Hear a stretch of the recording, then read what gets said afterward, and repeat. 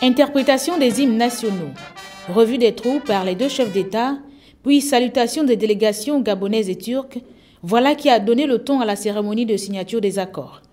Après un tête-à-tête entre Ali Bongo Ondimba et son homologue Recep Tayyip Erdogan, puis des entretiens élargis, les deux parties sont passées à la signature des conventions.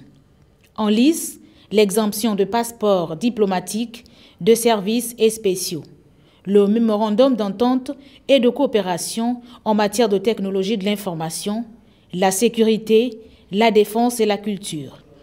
De par ces accords, c'est le renforcement de l'axe Libreville-Ankara qui est mis en route. Et nous allons continuer à soutenir les efforts de Gabon dans une approche gagnant-gagnant. Le Gabon, justement, met en œuvre tous les projets de transformation pour justement se débarrasser de cette dépendance de production basée sur le pétrole. Nous suivons de près ces projets et nous soutenons ces projets.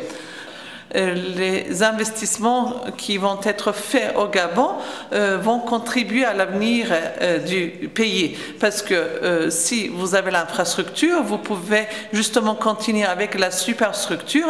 Et c'est avec l'infrastructure et la structure que Gabon va devenir encore plus puissant dans sa région.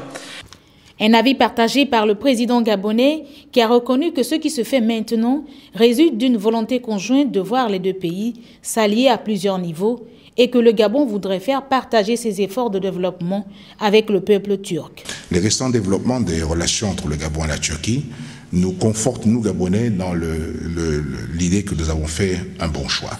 La Turquie est un pays dynamique, émergent, membre du G20, et c'est un partenaire en qui nous faisons confiance du fait même de la sincérité de son engagement. Le Gabon, à l'heure actuelle, économiquement, est dans une phase de transformation de son économie, de diversification de son économie. Nos efforts de diversification payent, puisque après 6 ans maintenant d'efforts de diversification importants, notre dépendance du pétrole est tombée déjà à moins de 60%.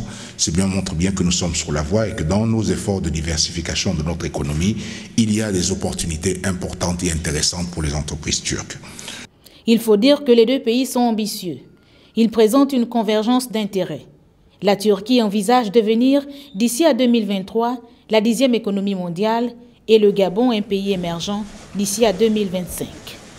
Une poignée de main pour se féliciter mutuellement sur la coopération naissante a mis un terme à l'étape Ankara. La suite de la visite Istanbul, ville économique.